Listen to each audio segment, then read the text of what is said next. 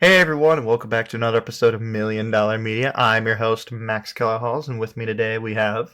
Hi, I'm Joelle. I'm James. And today we are going to be talking about season 2 of Arcane, the long awaited season to the fantastic season 1. And a season that we've been waiting for, like, what, 3 years? A little more Yeah, than I three think years? so. We've been waiting a long time for this. Well, maybe not as long as most other shows, but still, this is 3 year wait is still pretty long for a show. Yeah. Yeah. Well worth it though. Last time that happened, I thought it was Sherlock, maybe, but I could be wrong. I'm still waiting on the next season of Oron High School Host Club. I'm still waiting on the next season of Firefly. So That's fair. All right. Ooh. Okay, keep waiting. I'm curious. Like, I want to hear your guys' opinions. Like, just like one sentence opinions on this season, I should say. on this season, Uh huh. in my opinion, they should have made it 3 seasons. There was a lot crammed into this season. It was amazing. Mm-hmm. It was great, but I don't want to be too negative right off the bat. I loved it, and I just wish there was 3 seasons though too. I think I would agree with that. With how many things they were trying to wrap up in a very satisfying way, Mm-hmm. I think that either making the episodes longer for this season or adding a third season would have probably been a better bet. But knowing how expensive it was, I can understand. Yeah. They're gonna do more. They've basically confirmed that they're gonna do more TV shows based off of League of Legends anyway.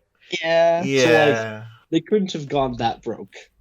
Exactly. Yeah. I think for me, the one word I could say about this season is it's really ambitious. Yeah. Mm-hmm. Like, That was the word that came to mind. where it's just like, I feel like they wanted to tell so much, but they gave themselves so little time to do it that, like, the things that I feel like they really wanted to talk about turned out to be really good, but the things that, like, just, like, left to the side suddenly became, like, major plot points and, like, the end all be all of this season just kind of felt very rushed, in my opinion.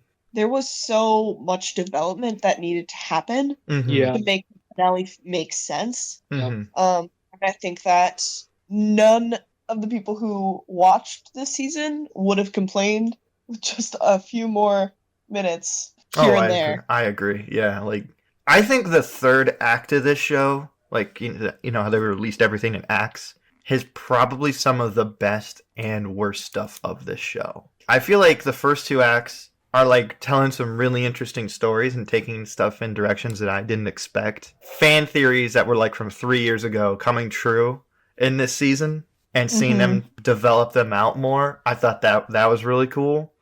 Like different directions again that I didn't expect the show to take. But then like honestly for me like I know like the title of the show is Arcane, but the stuff regarding the Arcane was the least interesting thing in this entire show. I wish that they could have done more with explaining how it interacts with their world. Like How spoilery are we going right Yeah. now? I mean, how spoilery this is it? video is already good. Is already late compared to most other things. If you're going to be watching a season 2 review, like you've already at least have seen season 1 or at least have some interest in the show. So, Yeah. from what I could say, we could do a little bit of spoilers. Like we'll talk mostly about the ending, I'll say, and maybe some various things in between, but like I don't think we're going to be able to cover everything in the show. Like I have a lot of notes, but like if we want to talk about characters real quick, we could do that because that's kind of an easy way to like get into some plot points. I really liked Victor's character in the first season, and I feel like he just took such a 180 in this season that like it just made me not really care about his character. And Really? Yeah, in my opinion. Yeah.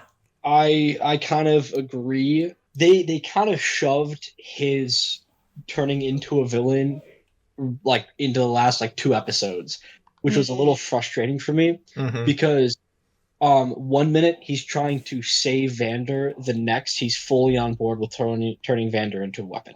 Yeah. And I know he wouldn't phrase it like that.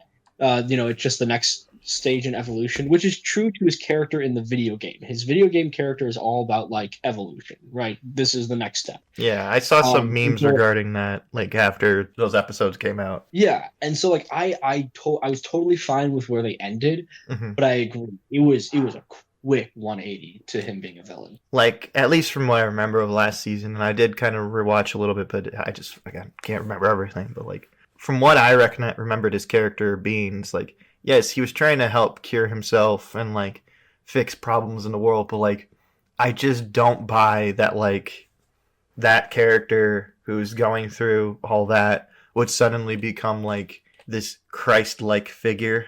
And you can't deny that he's a Christ-like figure because they literally have biblical imagery surrounding him. Fair. I didn't expect this turn for this character, and I just kind of made me not care as much. We wanted to see him turn into an eldritch being that was going to be a villain. We didn't want to see him become a cult leader. Bro, Yeah. disagree. Oh, Eldritch really? beings and cult leaders, They're not mutually exclusive. not mutually I exclusive. just think they should have been. Personally, Victor deserved a cult. Okay. He deserved a cult. He Well- already had it in the fandom. Obviously, Why absolutely abused it, and he tried to destroy the world. Listen. Okay. Listen.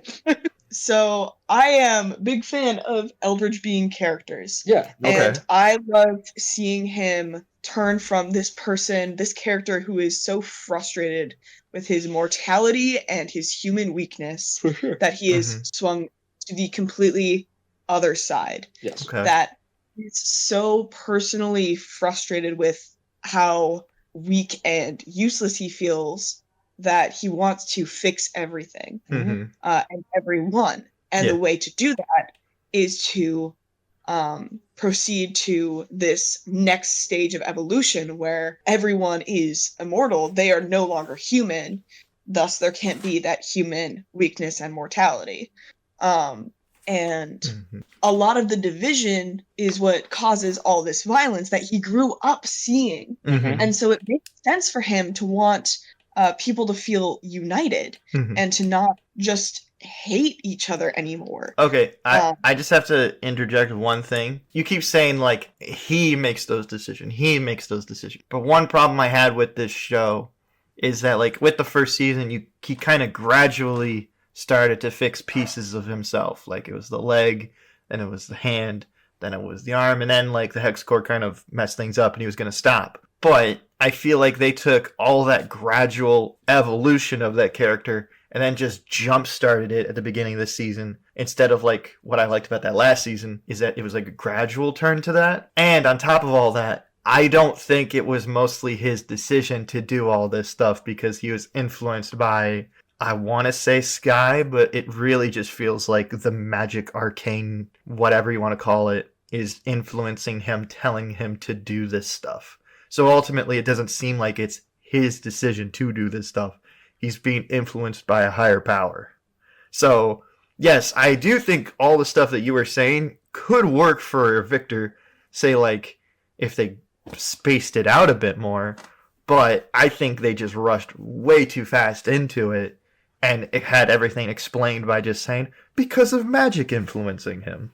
There's a line in episode, I want to say 8. I'm not positive. Yeah. Episode 89, where he's talking with Mbessa. Mm-hmm. And Mbessa is like, hey, we're going to use this. We're going to create weapons. You can have what you want if you change all of my soldiers into this, all the weapons. Yeah. And then That's a fair point. his line was something to the effect of, I will change anyone willing to.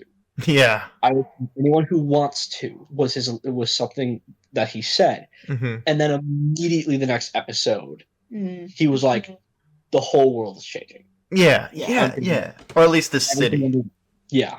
Mm-hmm. So I don't know that it was necessarily Sky who was influencing him towards this, because we only see him take the major villain turn when Sky kind of dissolves. Sky was kind of like his voice of human morality, and Was she? essentially, yeah, kind of. He was like his connection to people matter. They have influence even if, like, they're just an assistant who got dissolved in 5 episodes ago. Yeah. Okay. I appreciated that kind of imagery and that they didn't just kind of sweep his experience of her under the rug. What haunts me is a little bit is like when she's about to dissolve and he's like, I will miss our chats. And she's like, no, you won't. I died inside. Yeah. Yeah. That's fair. I don't know. I guess I'm just seeing this differently, and I just didn't get most of that stuff. I honestly thought that, like, that wasn't her. That's fair. Because, like, I just felt like from what we saw of her last time to this version of her, I was like, you feel like two different things, people talking. And I really felt like the other one was just like didn't even feel like a person, it kind of felt more like a thing kind of talking to him. That's why I say, like, it just didn't feel natural. But I guess the situation isn't natural, so I was, like, really confused. Yeah. I felt like this was showing her more as the scientist. Oh. Yeah, rather than, like, the human lab assistant who is insecure / might have a crush on Victor. Might? Yeah, it does have a crush on Victor, and who can blame her? That was what I got from it. Okay. But I can understand that it does feel rushed. Yeah. James, is there anything you want to say about Victor real quick before we, like, move on to different characters? Is it, like, a good adaptation? Because, like, when he gets into his final form, I was like, okay, this kind of looks like the guy from the game from what I've seen. It looks about as much from the game as Warwick does post evolution does. So kind of, but like not really. I didn't have so much of an issue with that because I'm like, it's an adaptation. I don't really have a problem if his mask changed or whatever. I appreciated that they added the arm to his back because that's a huge thing in the video game. Well, okay. I don't like that he got a redemption arc, actually. I don't want to say that. I love redemption arcs. I love them.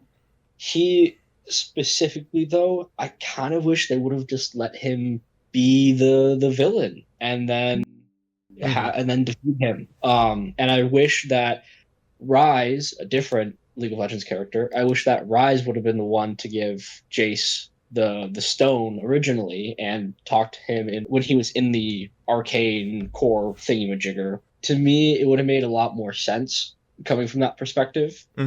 But I do respect that decision, so I'm totally fine with it. I just wish differently.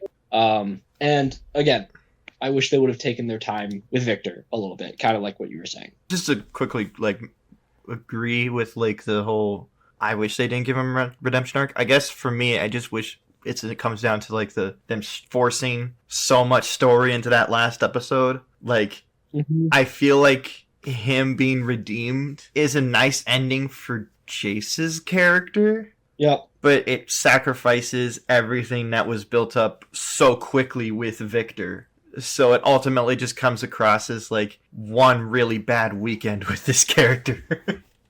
Yeah, that's exactly how it comes across. It was just like, oh, remember that one time you almost, like, completely mind controlled that whole city? As you do. As you do. Just bros being bros. Boys will be boys, you know? I don't know whether to laugh. He's just a chill guy who... Stop. I'm so sorry. You can delete that. I want to move on to, like, some different characters because, like, there are so many other things, like, I really liked about this season. I feel like everything else in the show was so good that I can't say this was, like, a god-awful season. Really? Okay, well, we'll get into that. That's fine. I loved this season, to clarify. The worst season of Arcane is like 10 times better than, like, the worst season of television. That's almost fair. I don't know. I just feel like if this is, like, the worst season of this show, then, like, this is better than most things I've seen this year. Yes. That's so fair. I agree. Like, Definitely worth a watch. Because I think what really helped this season is that, like, the stuff that I cared about more was, like, the actual political strife and familiar strife with the characters, and all the magic stuff was always just an interesting backdrop for me, but never really cared about it that much. That's why I had a problem when it kind of came to the forefront. Gotcha. Like, I always thought Hextech was, like, an interesting way to get into the characters and how it, like, affected things politically. This tool that was used to springboard things forward into the story and have like your cool League of Legends weapons and stuff. But like when it suddenly became like, no, magic is the problem, I was just like, well, okay, I mean, I guess. I think I agree with you. I didn't have too much of an issue with the focus on magic, but I didn't like that Heimerdinger was right in the end. Yeah. Like at the beginning of season 1, Heimerdinger was like, "This is dangerous. We shouldn't be doing this," and I don't like that he was right. There's some great magic in that world in Runeterra. There's some great characters who use magic in Runeterra, and I kind of wish they didn't leave you with the taste of defeat. For magic. Well, I think another thing is too, it's like with characters like with Mel, whose character arc in this season ends up with her being some kind of like mage. Which, and so I'm like, okay, so we're not cool with this magic, but this is okay? So we're okay with when characters use this kind of stuff, but when they use this, it's bad. Absolute power corrupts, absolutely. Yeah, I guess. So like Victor achieving godhood and thus like pushing everything into the realm of the control of the arcane, and thus leaving the world essentially in ruins and chaos. Yeah. I think that's kind of more what they're aiming for, is that it's out of control and there's nothing to keep it in check. Yeah. And that's really what they're pushing for, versus Mel's, which is essentially hers, and she typically uses it for defense. That's fair. Well, except for Maddie. No, that was defense. That was defense. I don't know about that. After Nolan fired the bullet herself. She deserved that. Yeah. You did deserve that. I'm not gonna lie. Like, seeing like the online like reaction to that character, like first act was like, oh, she seems so cute. Second act, God, I hate her. Like why is she with Caitlyn? And then third act is just like, yeah, fuck her. When I tell you that I startled my cat off our couch yelling, finally, when she died, oh. Can attest. For me, when you find out like she was like actually in league with Mbessa this entire time, I was like, what? It really did feel like a quick way to like make you not want to think about in the back of the head, like, well, Caitlyn now has to sadly break up with her now girlfriend. And she's technically cheating. And then when they did that, I was like, oh, no, everything's good. Do you want to get into that? Yeah. Okay, so what do we want to get into here? The Caitlyn character or like the relationship? Okay, so here's my thing. I hated how quickly Caitlyn was flipping sides. Fair. I think that's also a problem with like them cramming so much into this season. Yeah. Like, first she's fine, she's an enforcer, okay, I get it. Elevates herself to dictator, and then almost shoots a kid, is essentially the worst until the last episode of the second arc. We don't see her and Vi break up at all between there. We kind of assume there's a time skip, but we just kind of open into her and Officer Nolan literally in bed together. And I'm like, what on earth is this? She, ugh. And then the last episode of the season, last episode of that arc, is just like, oh no, she's coming back for Vi. And I'm like, oh, that's so sweet. I hate that. Yeah. That was what it took for her to be deemed good again. And for her to see the error of her ways. Yeah. I didn't like how quickly we gave her redemption, I think. Yeah. Or rather, the story gave her redemption. Yeah. Like, there's nothing in the show other than, like, her seeing Vi again to make her want to go back to being quote-unquote good. Like, there's nothing really with Mbessa. Like, there's no scene before then, really, that, like, shows that, like, I don't trust this Mbessa person. Because, like, I think the scene that they have before she turns is literally her training with her and her trying to understand how to be a better leader and stuff like that. And, like, I was about to say, you can make the argument that Mbessa this entire time was trying to feed up her ego, but she literally breaks up with Vi before she becomes dictator, if you will. Mm-hmm. So it's like, that's not really why she, hit Vi. So it's just like, okay, I guess, like, this is her character. Now, to be fair, I think I'm going to be, like, a little bit of the odd person out here. I didn't mind that change for Caitlyn as a character, of her, becoming dictator and stuff like that. I actually found it really interesting, just because, like, everything in that first season, I bought that this would be what she would kind of become, especially knowing the circumstances of, like, your mom just died, your girlfriend's sister did it, you now have all this familiar power and city power on your behalf. Everything leading to that was just like, I kind of see her turning into this version of herself. Yeah, no, I definitely agree. Yep, I agree. I kind of thought that that was a good and interesting turn for the story to take. Mm-hmm. And it kind of makes sense in that she's going through changes of her own, Mm-hmm. coming out of this grief. Yeah. And I mean, we're not talking about the music this episode. We'll definitely do a separate thing for that. But, like, I felt like the song "Heavy as the Crown," that song helped, like, give the basic, like, thesis of this character this entire season. Just all this pressure on her. People, like, literally, this is what you wanted and stuff like that. I was just like, no, this is that character. Like, this is, all these things are forced upon her, and this is the decision she has to make, and is this what you wanted? But I guess what I didn't want was to be everything to happen so quick to get her out of the character that we, and kind of do a revert back to the character that she was in season 1. Just to add into that, in a total agreement, her complete switch of, like, wanting to help Vi with Jinx, like, yeah, wanting it felt weird. like the whole thing, she got so angry at Vi for including Jinx into their secret plan, right? Like 2 episodes earlier, and then suddenly she's like, "Yeah, I want to save your sister." Like, come, it's not who Caitlyn is. No. I will say I did like the scene that Caitlyn and Jinx had in the prison, like when Jinx is captured. I did like that. Like, it felt really human, and that, like, you're seeing the anger fueled Caitlyn come up against, like, the resentful Jinx. I thought that was really interesting, and, like, how, like, she actually apologized, and it like a meaningful apology, and, like, I really love the animation on her face of just, like, her not knowing how to process it. Like, she literally just said she apologized, but should I take it? Should I not? Is it real? Is it not? I really like that scene. I think that scene would have had more power if we didn't have the secret team up, you know what I mean? Like that James you brought up. I feel like if she didn't know that Jinx was involved with that, she was just there, I think that would have been more impactful for the scene in the prison. Because it kind of feels like everything leading up to the prison was just kind of like, oh no, Jinx is good now for her. So this scene kind of doesn't mean anything except for just you get an apology.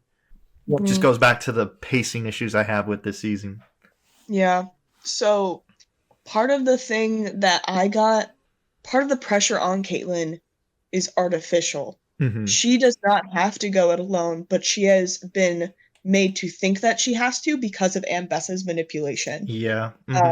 Ambessa is trying to make her a puppet while also making her into something more like her.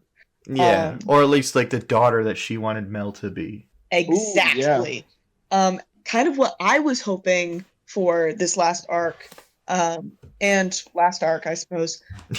Right. Was to see Caitlyn become kind of exactly the monster that Ambessa wanted her to be, and Ambessa come to regret it. That would have been really cool. Yeah. I wanted to see that kind of not redemption, but further corruption, but in such a way that the original monster doesn't even know how to handle it. Yeah. Which would kind of go into the whole theme of this show. Especially, like, with the Silco and Jinx's relationship and how that ended. Yeah. And then for, like, Ambessa and Kate, that would have been interesting to have these two characters who are completely different sides of, like, lawful good, chaotic evil. Well, I shouldn't even say chaotic evil. Chaotic good, if you will, now. Be raised up the same way and then they kind of have the similar arcs. That would have been cool. And then just Vi in the middle of it all. Yeah. Poor Vi. Poor Vi, yeah. I think that is my takeaway from this season. Poor Is Vi. Poor Vi. Yeah, just all in all. Like, I mean, She she gets her yeah. sister back, gets her dad back, just to lose them both again. That was Um, heartbreaking. Yeah. Like Yeah. literally leave the door, turn around, get bad dad again. Yeah. That was heartbreaking, man. Like I sucked. loved that episode with that the middle arc of this show is probably my favorite. Like in my Yeah. opinion. That was good arc. Uh-huh. I wasn't a huge fan of the first arc only because I feel like by the end of like episode 3 I was like, okay, we just did like a season's worth of story in these first 3 episodes. That's And- kind of how I felt about all 3 arcs. Though I agree, I think the middle one was probably the best paced. Yeah, and I felt like that one felt like a traditional Arcane arc, and like these 3 episodes tell their own kind of story. But like when we get to the next arc, we're gonna be, to a different kind of the story. But like I feel like the first arc was a bit like first episode was everything in Piltover, second episode was everything in Zaun, and then third episode was the fight that I thought this season was building up to, but I guess they were just like, nope, episode 3, and we're doing the Jinx versus Vi battle like right away. I was like, whoa, okay, I guess this is happening, which I'm kind of mixed on. I'm like, well, one, it's subverting the expectation of like, hey, we're just going right into it. And then it's also like, well, I kind of wanted this to be built up more, but I guess if we're doing it now, go ahead. It makes sense as to what happened end of last season. Them just being like, get her. I think I agree with you. Over the first arc that I was frustrated with is that whole like I don't know, like montage of like Caitlyn, Vi, Loris, Maddie, the Fishman, all going. Also, first of all, they're doing a strike team, right? Mhm. Why in the world is Maddie, the Fishman, and Loris, who wasn't even an enforcer until 5 seconds ago, Yeah, why were those 3 part of that strike team? I don't know. I barely understand why Vi was. Well, That was I can understand what Vi is. Well, if Kate was leading the strike team, she was going to have Vi on there because she understands the Undercity better than anyone. And on top of that, understands Jinx, or kind of understands Jinx better than anybody. Because like the first, like one of the places they go to was their original like boxing like machine arcade place. Mhm. So I was like, okay, it makes sense why she's there. But like, okay, yeah, you're totally right. Like fish guy and redheaded girl, Maddie, Scottish girl. Maddie makes sense if we take into account that at that point, Caitlyn is kind of letting Ambessa call the shots, and Maddie is an Ambessa plant. that's true. Fair, yeah. That's a really good point. Then I don't know why the hell Loris, is that his name? Yeah, I thought he was an enforcer when Vi came up to him. I don't think so. I was pretty sure he was wearing Maybe an he enforcer's was. uniform. Okay, I will say, I'm gonna be real with you. Remember how last season we said, our last review, we were like, oh yeah, every character in the show is so well like thought out, and like there are no side characters. Apparently, except for this one fucking guy. Loris. Like who? Just for Loris. He did not deserve the like half attempt of his Yeah. character. You know what? Like he was so cool, and I wish they would have Mhm. built him up a little bit. Now, is that a character from the game? No. Really? Yeah. I thought it might have been at first. I thought it might have been Graves. It wasn't. It wasn't? Okay. I saw one reaction to that episode. They were like, oh, is this who I think it is? And then they never said the guy's name in the episode, so I was like, I don't know who that is. First of all, yes, I wish that they had done more for Loris. Mm-hmm. But I can definitely see Loris kind of being used as this device to heighten Vi's PTSD about Vander. He did look like Vander. Yeah, because he looked like Vander. When she was waking up from being like knocked out Mhm. and Loris was next to her, Oh, she saw Vander first. We see a full frame where she sees Vander And then instead it of him. fades into him, yeah. And then it evolves back into him. No, I thought that was weird. Yeah. I thought his design was weird. I was just like, okay, are they ever going to mention that he looks like Vander? No, I guess that, except for that one part, but like, they really don't go into it. And then in the second arc, he just kind of fucks off. yeah. Like I mean, he tries to help, but then like as soon as like he gets pushed away, he's like, oh, all right, fucker, and then just you never see him again until like the third arc. Yeah. yeah. Yeah. Speaking of random characters joining in the fight, Mm-hmm. with Loris, I think they did a fair job with bringing in Zahn into Piltover and like how they had to get reinforcements from Zahn. Mm-hmm. But I was kind of frustrated about two things. One, Zahn in Arc 1, like they went into Zahn with enforcers with the gas trying to kill, like trying to find Jinx. Mm-hmm.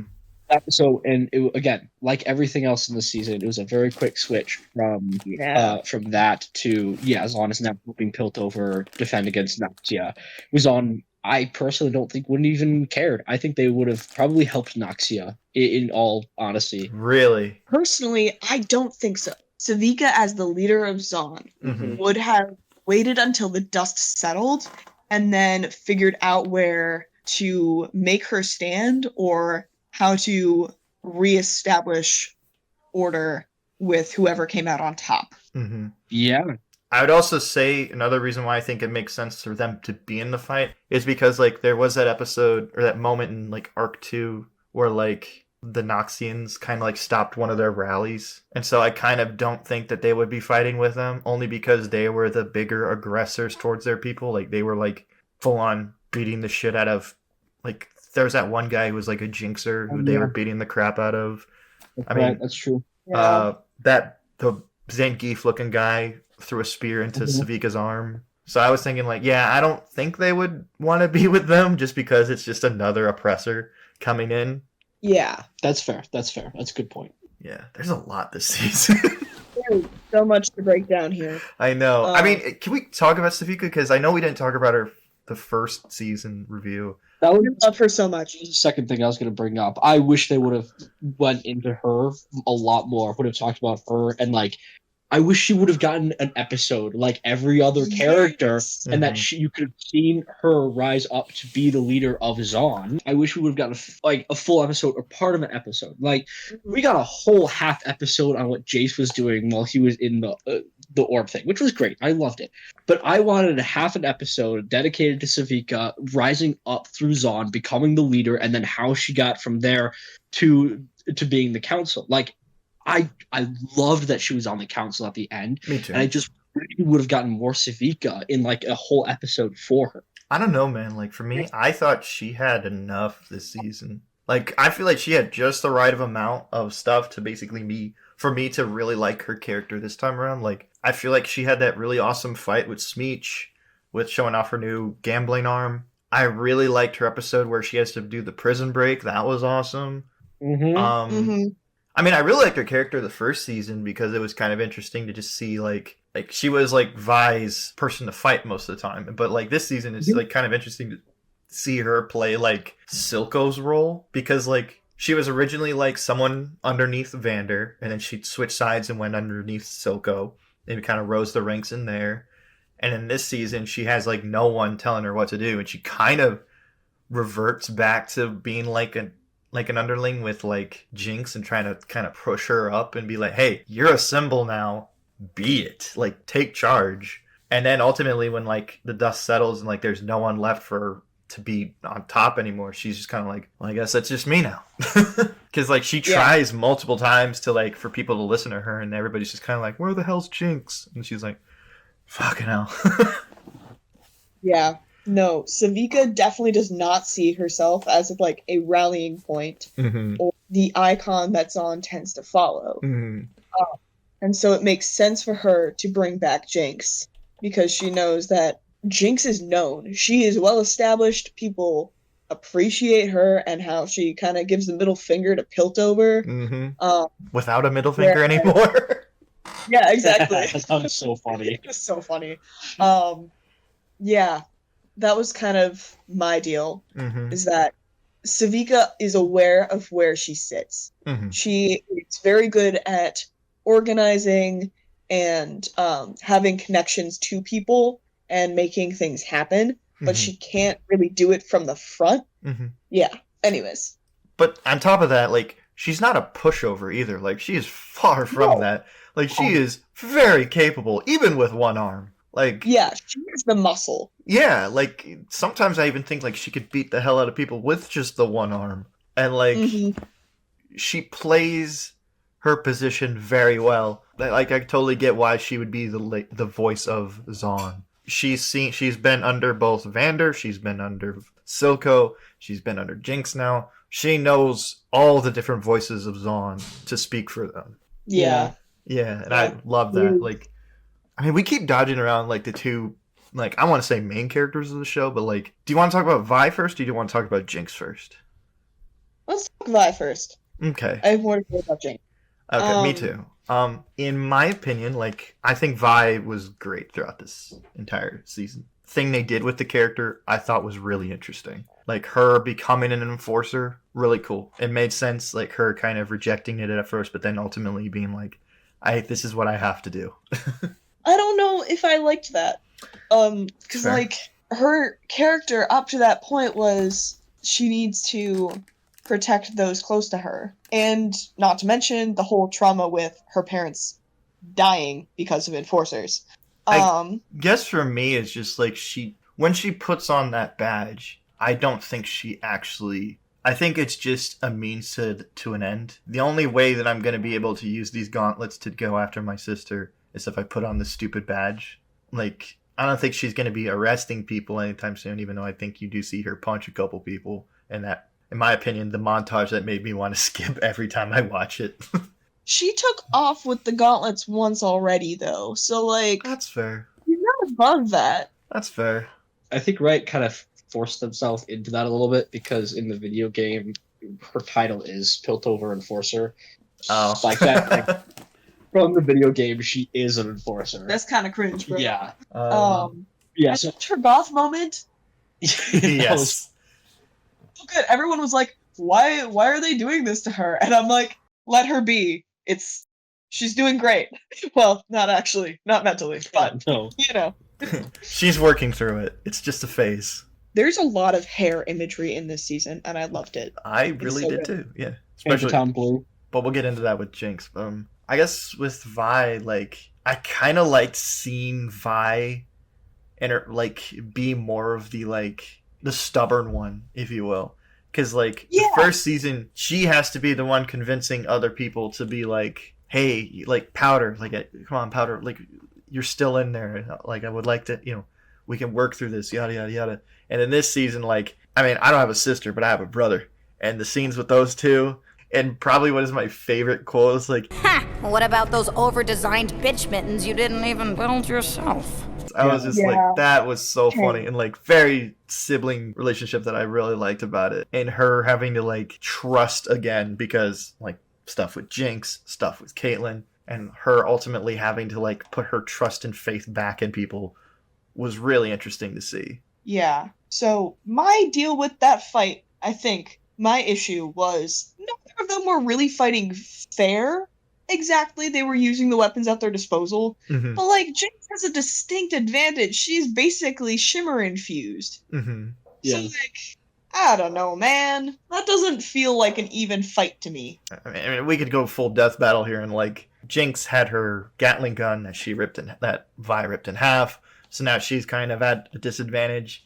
So she basically had to use the shimmer at that point because like those gauntlets are like I'm surprised that she's not split in half because she got punched in the gut with one of those things, and I was like, Jesus. Mm-hmm. Yeah. Plot armor. Yeah. Well, do you mean Isha? No, I definitely thought that Isha was gonna die at the end of the first arc. I- So it made it all the worse yeah. at the end of the season. Yeah. God, I forgot about Isha. I shouldn't have because that's a heartbreaking moment. Yep. There were a couple of those. And the one thing I still don't remember who was the one that mentioned, or I saw a comment on it, but like someone said like the worst part of it all is like, you know how like Jinx like hears people and still like hears this voice of Silco and Vi and various other characters in her head. The worst part is since Isha was mute, I want to say, I don't know specifically what her condition was, but like she doesn't have a voice for Isha in her head anymore. Yeah. I was just like, fuck you, whoever wrote that in the comments. Yeah. Mm-hmm. Just ruined my day. But no, I like that character. I kind of wish they had more with her, but like I loved seeing Jinx become like the older sister in the relationship now. Yep. Mm-hmm. Yeah. Yeah. Speaking of heartbreak, Jinx and Echo. Oh my god. No. That was not the episode. one that I thought you were going with. Anyways, sorry, No. continue. That Yeah. was Which one? all of them. All of them. Well, the one with the dance. Yeah, the one with the dance. That's good. Yeah. So okay, a couple of cool things. One, he got his time machine, which is awesome because that's what his character does in the video game. He goes back 4 seconds. Yeah. Really nice throwback. I think they did that well. The dance was animated every 4 frames and part of that is I don't even know what to call it. Echo wants to hold on to this moment forever. So it's tie into that. And so it's only on every 4th frame. Mhm. That's where you get the cool dancing. The song choice was Oh my god. so good. So good. We'll the- get into the that. trans- We'll get into that in a different video, but yeah, Never oh my mind, god. never mind. But sorry, Amazing. great song. But Yeah. I didn't know they'd animated on 4s, but that makes sense. I mean, Yeah. just looking at I'll say this, like, that felt so real. Like, I've had moments in life that have been like almost like frames cutting, kind of like that, where you're just kind of like you're experiencing life in such like a different way.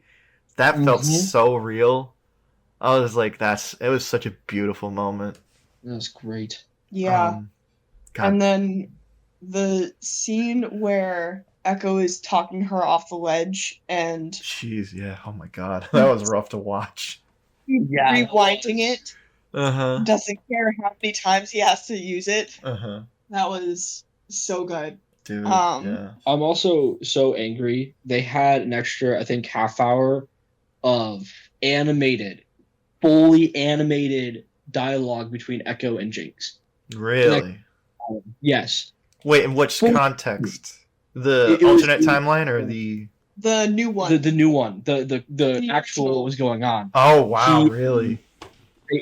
They painted their clothes. before they go into battle. Before they go to battle. There was a whole thing with that. I can't remember everything that happened. I can't remember whether they said this or not, or where I heard it. I would have to look up the source, so don't quote me on this, but I'm pretty sure that time also included more of Echo telling Jinx about the good version of her. Yeah. Really? I would have been sobbing. Yeah. Gonna be honest. That leads a lot into why she would make that decision at the very end. Yeah, exactly. It's implied that, well, she was already gonna do that, so her sacrificing herself, it made sense. So it's like, it's not, the context isn't taken out of the scene when she, like, saves Vi, but, like, it would have had more interesting context knowing that, like, she knows that there's a good version of her out there. Yeah. God, that fuck, man. Right? Yeah. Literally nobody would have cared if that episode was an extra half hour. No one. Yeah, No it's one. the last episode. Yeah. Oh, Like, I think, okay, well, all right, you know what? I'm going to say my opinions on just, like, episode structure real quick. Sure. I know this is going to be a very controversial statement. In my opinion, the Echo alternate timeline episode felt really out of place. What? Now, hear Yeah, me I'll out. fight you on this where one. would you put it? I don't know if I even would have put it, because in my opinion, I feel like having this, like, completely side separate story took all the momentum out of that last arc. So literally everything that was being built up to had to be done in the last 2 episodes. Now, in my opinion, what they could have done is they should have had 4 episodes this arc and made it 10 episode season. So you could still have that arc, but it's something completely different and outside of everything. And then you have your traditional 3 episode structure. Because with it, it's this completely side separate story that's there to explain where Jace was and where Echo and Heimerdinger were during that last arc. And then explain things going for the next 2 episodes so that we know where everything is now. It just felt like a really weird structure to this season. It felt very out of place. Now, am I saying that the actual stuff in the episode is bad? Hell no. I'm just talking, if we're doing like pieces in a puzzle, this piece felt really out there and different compared to the other episodes this season, that when we eventually kind of had to redirect back to the ongoing story, I felt like it took away a lot of time. So I understand your opinion. Mm-hmm. I That's a nice way of putting it. needed a breath after the heartbreak of the end of Arc 2. And I think that this bit was kind of what we needed before we plunged into the finale. I think that this was the breath before the storm and we needed it. Okay, in that instance, yes, I agree. One more thing to add. I agree with Joelle. I think the other thing that I'd like to add is that this show is like as great as the plot is, because it really is a great plot and they have a lot of great things going on. You don't watch it for the plot, you watch it for the characters. You're not like this show is so character driven. And it's like, as much as I would want the plot to be drawn out a little bit more, and I would have loved 3 episodes dedicated to the plot, I would rather have the 2 episodes have it be a little hasty because the show is so character driven. I see where you're coming, and I don't disagree. I guess for me, it's just like the ending was so rushed. Yeah. That like I wish that they either figured out a better way to wrap things up, or we had more time to wrap things up. In that, like, I want to spend more time with these characters. I just feel like there was just a lot of weird management of episodes and time. Just because they were like, we have to end everything we've set up in season 1 in just these 9 episodes. How are we going to do that? And for me, the second arc, one of my biggest problems with it was that they just kind of had to put 3 very important characters. They kind of had to bench them for a little bit. So like Jace, like he just kind of comes in out of nowhere. You don't know what happened to him. And then he just does something hugely important to the plot. And I'm just like, okay, I guess something happened to him and we need to answer that. And we did get the answers to that. And then you're like, okay, what happened to Echo and Heimerdinger? And then you answered that. I guess for me, it was just like, oh man, it's just a matter of pacing, in my opinion. And like, and again, everything in the episode is great. Like, I love the moment with Powder and Echo. That's great. I actually did really like Jace's character overall this season, just because like all that like stuff that we were complaining with him in the first season, he's gained the confidence now and like he knows what he has to do. And him going through all that stuff, like honestly, I didn't know he had that in him. Like, dude was literally had to climb up a rock wall with a broken leg. So, like, everything regarding that, I thought that was really cool. Again, it's just give me more time with these characters. I guess it's not I want more plot. I just want more time with these people so that things just don't happen so quickly. Like, I feel like this season should have ended with Jace shooting Victor and have that be the end. And then Isha dying and all that. And then, like, wait till next year, bitches. Like, imagine that. Holy shit. And then we had an entire season to develop Victor becoming that. I don't know what to actually call that version. Yeah, he appears to be an Eldritch being. Yeah, the Eldritch being. And then, like, you have Jace having to explain his actions. That would have been an interesting season in its own, but it just was all crammed into not 3 episodes, 2 episodes. Yeah. And like, I agree. Like, again, so that's my stance on it. Like, I love Echo having his It's a Wonderful Life episode. I thought that was really great. You know what? I would have loved to have an entire arc of that. Yeah, that's fair. If we're going to do such a detour, like, the structure of this show has always been the first 3 episodes of each season, then get time skipped in the next 2. So why not just commit to that? Just like first 3 episodes of this season is just explaining what happened with Jace and Echo and Heimerdinger. Hear me out. Hear me out. I'm listening. Within that arc, I want the entire first episode to be nothing but Iroh-style Heimerdinger following him through the years, waiting for Echo. Oh my god. Oh, that would have been awesome. That would have been so cool. It would have been so good. I'm picturing that one episode of Avatar: The Last Airbender, where we just follow around Iroh fixing everyone's lives, Uh-huh. and then And they both suffering. get a song to sing. Yes. By the way, he wasn't even around to tell them that he told them so. Right. Yeah. It would also have been interesting to see Heimerdinger, like a character that's always been about like knowing more information than everybody else around him, now having the ability to go back in time and fix all the mistakes he made. Yeah. That would have Address his been regret. really interesting. He carries around so much regret for such a little dude. Mhm. Yeah, Also, like, that's the other thing. I kind of wish he was actually useful in the series. I agree. Isn't he like an actual like legend in the game? Like you can play as him. He's got like a mech or something like that. Yeah. The bubble turrets. Do you remember one of those episodes? He had little bubble turrets inside of the oasis that Echo made with the firelights. Really? He had little turrets that shot bubbles with the kids. Uh-huh. And I love that so much because in the video game he sets up turrets and they shoot the enemy. And so in the show, he set up little turrets that shot bubbles for the kids. It was such a great way of Easter egging his abilities, but making it fun for the episode. Yeah. I think like Joelle, you're right. James, you're right regarding this character. Like I would have loved to have just seen like more with I feel like everything we have to say about the season is just with, and I guess that's the thing about most shows. If you could say I wanted more, that's just a telltale sign of like you have something here, use it. Yeah. Yeah. And like I feel like just one more season of this show would have been, especially It would for have a been show that's built on the idea of like we do threes, we work in threes. 3 episodes each for 3 acts, getting 3 seasons. Yes, like a good like 27 episodes.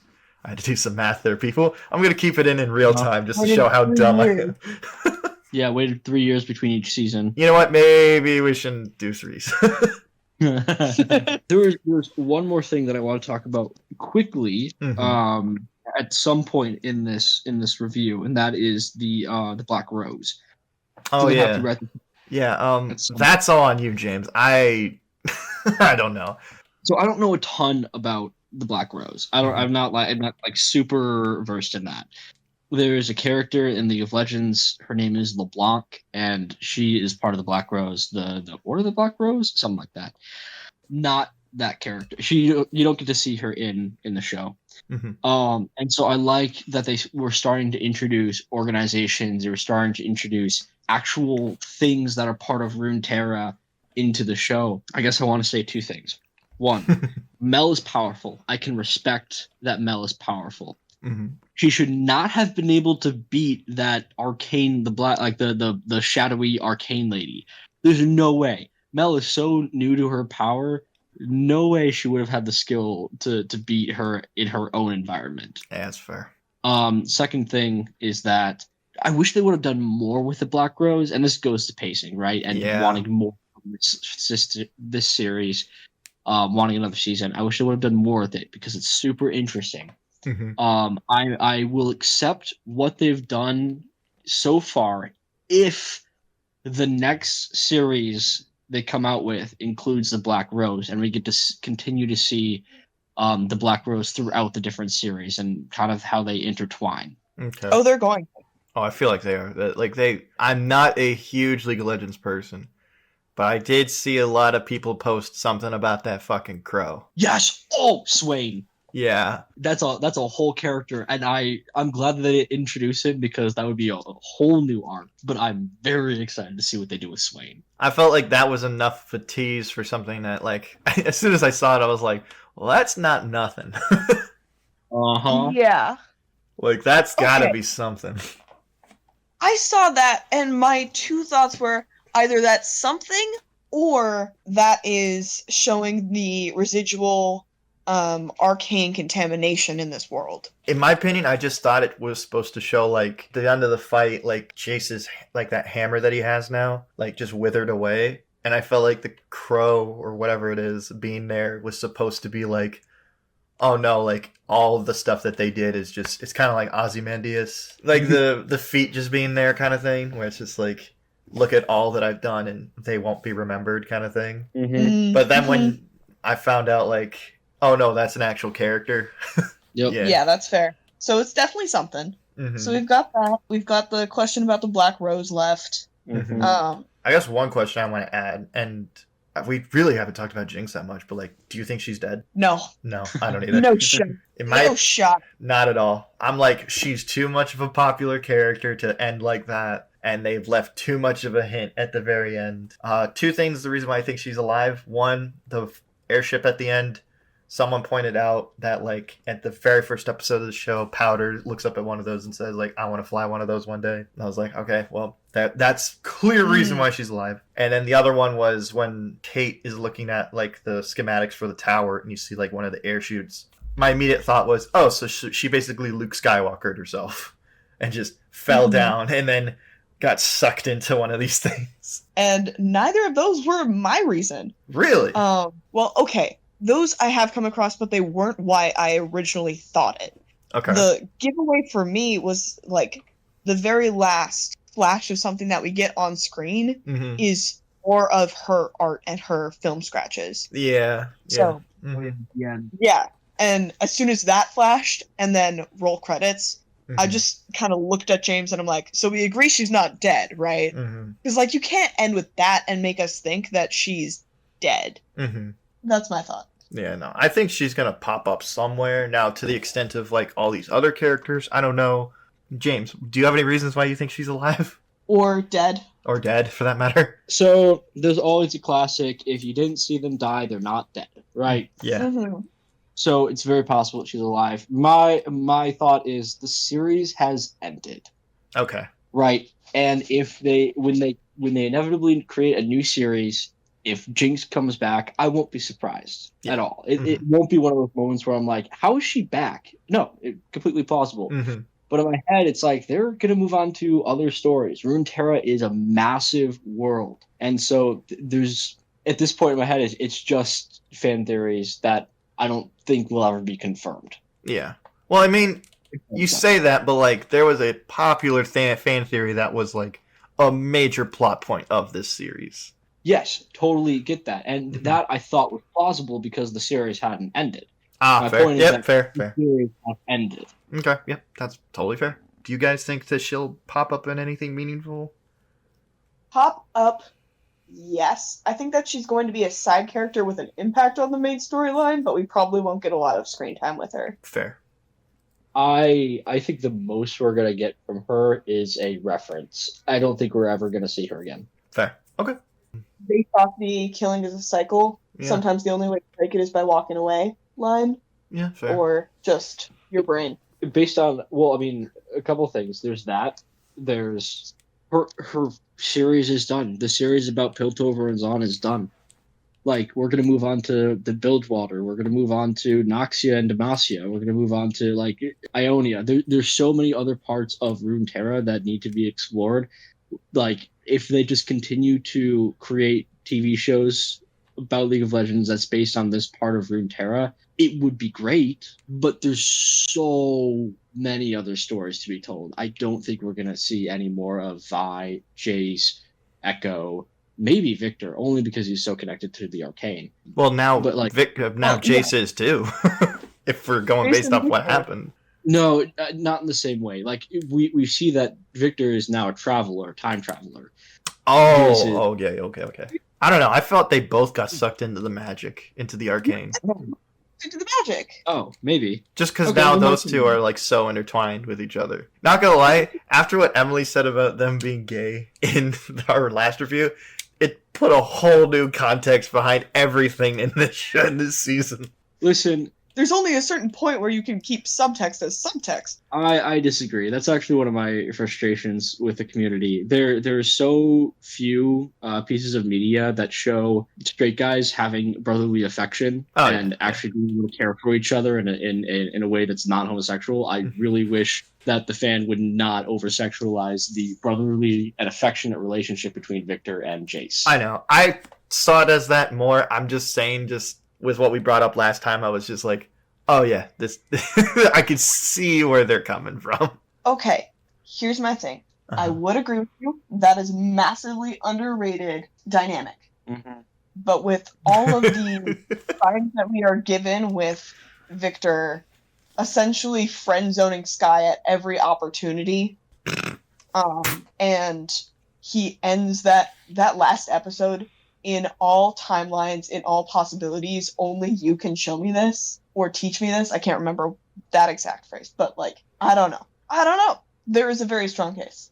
It's just boys being boys. Good touch. Sure, there's a strong case. I just wish it wasn't there because I wish we were allowed to show brotherly affection without the world saying that it's gay. No, I get you. And maybe one day we'll have an actual discussion regarding that. So, but Yeah. I think we've covered a lot. Covered a lot. Anyways, quick summary on Jinx. Yes. Loved her. Gorgeous, beautiful, so much character development, so much trauma, so many much trauma. hairstyles. Oh yeah, she had a lot of hairstyle changes. There were 3 in the last episode alone. Yeah. Forgot about So I like her with like- the short hair, not gonna lie. gorgeous. Yeah. Yeah. No, I have some unpopular opinions, but I loved the shaved head bangs haircut with the little strand of pink because it just makes me think a thigh. Oh, I love that too. That was cool. Very good. Loved that moment with her balloon and with Echo's hoverboard being brought back. All that good Yeah, jazz. like her Avengers on the left moment. Uh-huh. Love that. I love that song too, but again, different video. Insert link here. Yeah, when it gets up. Anyways, yeah. I think that's all I really have to say about Jinx. James? That was a redemption arc that I enjoyed. I think with her flipping back and forth so much between Jinx and Powder, it was nice that we got to see her end on Powder essentially. I Not disagree. Not exactly. Let me. Okay, She yeah, didn't go on. end on Powder exactly. That's not exactly what I meant. I meant that she kind of realized The error of her ways. Sure. And found the true meaning of Christmas. Yes, exactly. You know what? Fuck what I was gonna say. We're editing off that. Yeah. So I liked that. I liked that she got that redemption arc that Yeah. she joined her sister. To beat up their dad. Beat up her dad. Or their Beat up ex-dad. her dad. Dad. Their dad's puppeted corpse. Oh, That's worse, bro. in more ways than one. Tell me No, that I'm you're wrong. Yeah. Came down in a bubble, bro. Grow up. Oh man. I guess I'll just say my thoughts real quick on the thing. Like, reason why I think like it's just Jinx and I don't think Powder's really there is because like they spent a lot of time that first season saying that like Powder's gone and this is who she is now. That doesn't mean that Jinx is a bad person and that Jinx is like an alter or anything like that. It is now who she is. That doesn't mean Jinx is always going to be like an element of chaos. Like even Vi does say in this, you can use all that explosive potential for good. And she does. She's using Jinx, and also Savika says it too. Like, you can use all this potential for good things. And she does. And that's by being Jinx, not Powder. You're right. Mm-hmm. That's why, that's the only reason why I say that. I don't think she was switching back and forth. I think she was Jinx the entire time, just trying to figure out more of who she is, like, without anybody putting her thumb down on her. Mm-hmm. Yeah. But that's all I gotta say about that character. Loved her this season. Her through her various traumas. Yeah. But yeah, I guess, yeah. I really don't have much else to say. Like, it's gonna be a really fun review to edit. It's gonna be one of our longer reviews, but Oopsies. yeah, no, it's fine. Like, In true Arcane fashion, the pacing is going to be weird. yeah. Yeah. Hey, at least we put time into our characters. Oh, last thing I want to say. Mm-hmm. Well, there's more things I want to say, but last main thing I want to say. Mm-hmm. Singed is the worst. He literally causes like 95% of the problems in that show, and then he gets away getting what he wanted for his daughter. You know what? Yeah, Screw him. I thought that was like an interesting way to end that character. And I was like, you know what? He No. did kind of play his cards right. He did. I wish him nothing but the worst. Have you seen what he looks like? I don't care. Okay. I kind of agree. No, he did play his cards right, and he was very smart all the way through both seasons. So, like, props to him. But also, he's the worst. Yeah, he's the Listen, worst. I wanted Victor to, like, stab him. Yeah, I wanted Victor to be the one to end the doctor. yeah. Yeah, it's fair. very satisfying and like a good ending. By the way, James, I have a question. Is his daughter some character? So maybe. Okay. From what it looks like, it could be Oriana. That's the only character from the video game that it could be that I imagine.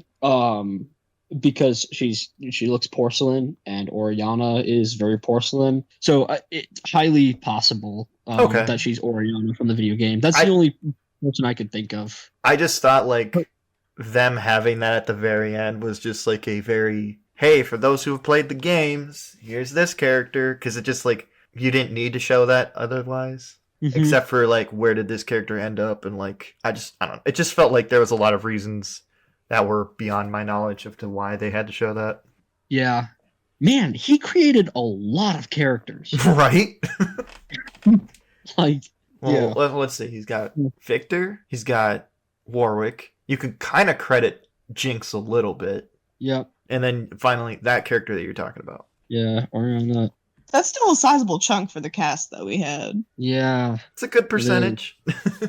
And knowing how all interconnected it all is. And if we're just talking about Silco. influence, well, he's not a champion. Oh, we're talking specifically about champions. Yeah, yeah, he created a lot of champions.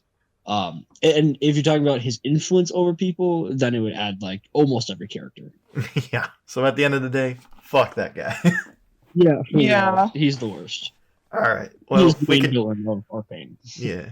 I guess we can wrap it up there then. Okay, Cool. Yeah. I mean, God, it's kind of weird to think like this is it for Arcane. And like, I kind of made a playlist of everything Arcane on our channel. So if you want to go check out all of our videos related to Arcane, go check them out right now.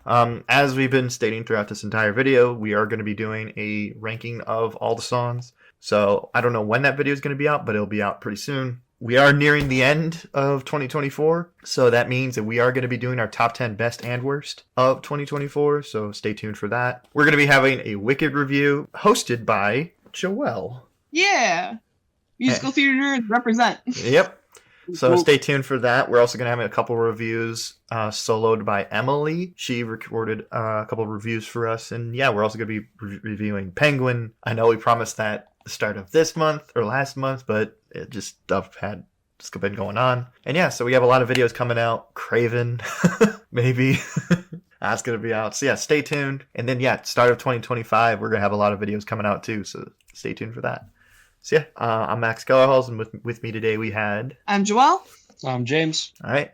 Please like, subscribe, and share, and I hope you have a good day.